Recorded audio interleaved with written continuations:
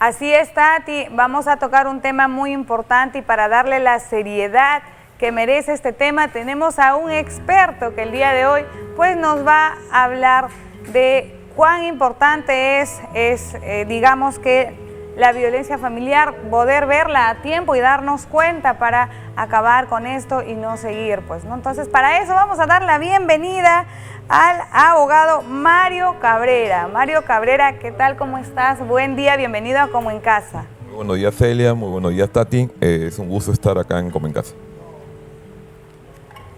Bien, doctor, vamos a tocar un tema que es bastante delicado. Hoy en día se ve muchísimo en las familias y no solamente, digamos, que en el núcleo familiar, sino también puede ser otro tipo de violencia, como por ejemplo en el trabajo, ¿no? Entonces, ¿qué tan frecuente se ve estos casos y cómo podríamos hacer para, digamos, que ya menorar este tipo de porque se ve a diario, ¿no? Entonces... Sí. En el caso de violencia familiar, ¿no? Se da cuando un miembro o integrante de un grupo familiar, ¿no? Ejercita tanto una violencia física o psicológica, ¿no?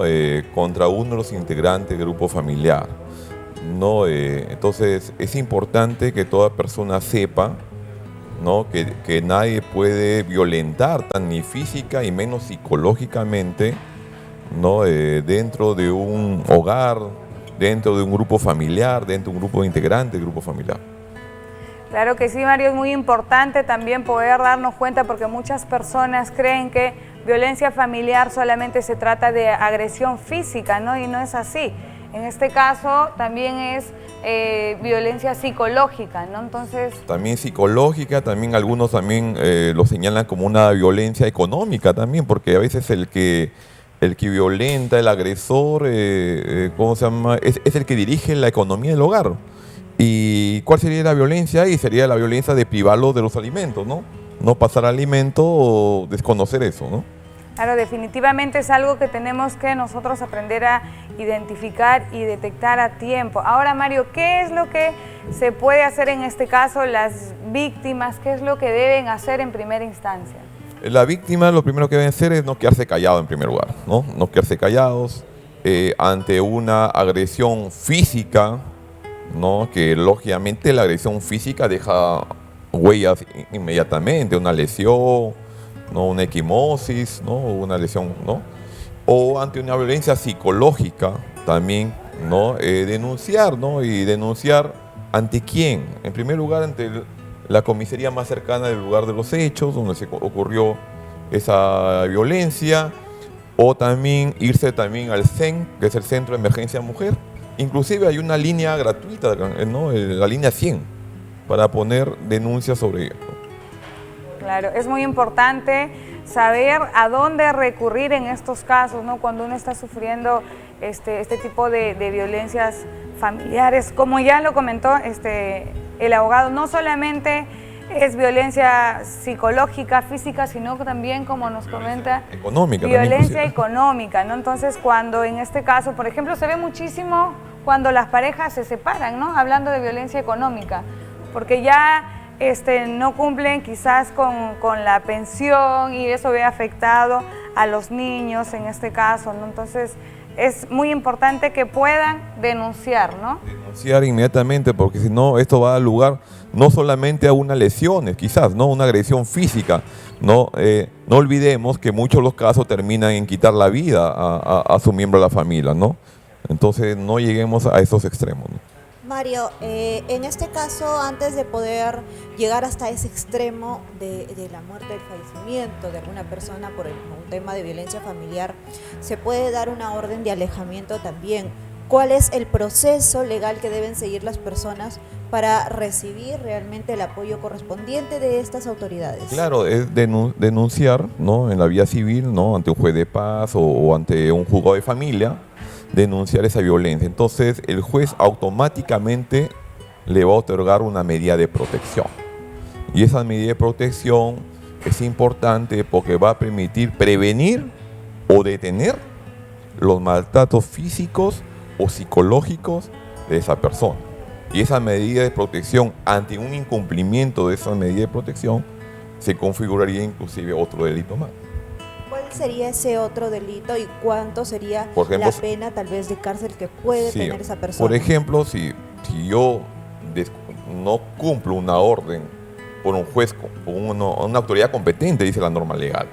Esa autoridad competente, ¿cuál sería? El juez. En este caso, el único que puede dar medidas de protección o puede impedir alejamiento de la persona, que se retire del hogar quizás porque ya no se puede ni ver ya por último ya. Entonces, esa medida de protección, entonces lo puede el juez, en este caso juez de paz o juez de familia, le puede dar. Y ante un incumplimiento se configuraría un delito muy aparte, que ese caso en la vía civil, en la vía de juzgado de familia, pasaría a una fiscalía penal, muy aparte se consumaría un delito de desobediencia o resistencia a la autoridad. Excelente toda la información que nos estás brindando.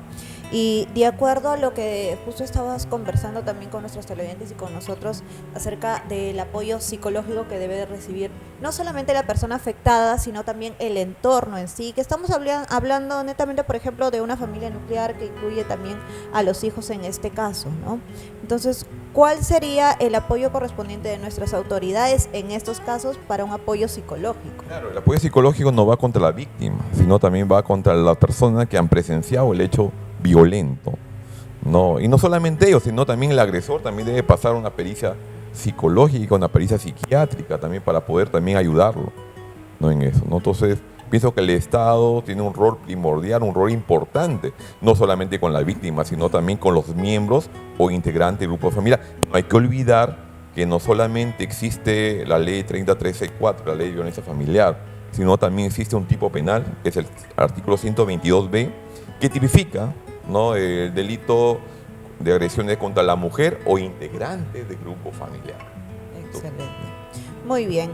Ahora me indica por favor producción si es que tienen el video correspondiente de nuestro consultorio legal también para que lo vayan preparando y a ver si nuestros televidentes puedan saber un poquito más acerca de este tema que es violencia familiar. Vamos a verlo de inmediato y luego vamos a seguir con esta linda entrevista. La violencia familiar es una realidad que afecta a miles de hogares, dejando marcas profundas en quienes la sufren. Golpes, gritos, amenazas, no importa la forma, todas las manifestaciones de violencia tienen consecuencias devastadoras. El hogar debería ser un refugio de paz y amor, pero para muchas personas se convierte en un lugar de miedo y sufrimiento. La violencia familiar no discrimina, afecta a niños, mujeres, hombres y adultos mayores. Si eres víctima de violencia o conoces a alguien que la sufre, es importante buscar ayuda. No estás solo. Existen leyes que protegen a las víctimas y organismos que pueden brindarte apoyo. En nuestro país, la ley castiga la violencia familiar y brinda mecanismos para proteger a quienes la padecen. Desde medidas de protección hasta asistencia psicológica y legal, hay opciones para romper el ciclo de violencia. Hoy en el consultorio legal de Como en Casa hablaremos con un experto sobre cómo identificar la violencia familiar, qué hacer ante una situación de riesgo y cuáles son los derechos de las víctimas. Es momento de hablar, es momento de actuar. La violencia familiar no es un asunto privado, es un problema de todos. Juntos podemos decir, basta ya. Este es un tema muy delicado que, como ya decía al inicio, se ve muchísimo, se ve a diario y muchas veces cuando no tomamos las medidas adecuadas, pues termina en hechos lamentables, ¿no? Por eso es que hay que tener bastante cuidado. Ahora vamos a ir también con las preguntas de nuestros televidentes, ¿sí? Y la primera pregunta viene de Ana García desde Arequipa. Ella nos pregunta: ¿qué puede hacer una persona si ya no está viviendo con su agresor, pero tiene miedo a que él la busque nuevamente? Sí, para eso existe unas medidas de protección, y entre las medidas de protección que dicta la autoridad competente, una de las medidas de protección es el alejamiento, el no acercamiento a la víctima. Entonces, mientras que tenga esa medida de protección, se encuentra amparado por la ley, ¿no? Se encuentra amparado, y yo considero que el agresor no va a volver a buscarla, ¿no? Por el caso contrario, no está incumpliendo y eso le puede repercutir más grave, ¿no?, lo que está haciendo. Bueno, doctor, realmente ha sido un gusto tenerlo aquí. El tiempo nos ha quedado cortísimo para ese tema bastante amplio y súper delicado, que siento yo que nuestro país es uno de los más afectados realmente en porcentaje de violencia familiar, y no solamente estamos hablando de violencia femenina, sino violencia masculina, violencia hacia los hijos. Hay distintos tipos de violencia en realidad en la cual tendríamos que tocar a detalle para poder saber cómo prevenirlas y cómo ayudar también a las personas que están pasando por este tipo de situaciones. Le agradecemos su presencia. A ti, Carlos. Tati, a ti, Celia, muchas Muchísimas gracias por la invitación. doctor. Excelente. Terminamos esta entrevista en nuestro consultorio legal. Nos vamos a una breve pausa comercial y regresamos aquí en Como en Casa. Alegría, como en casa.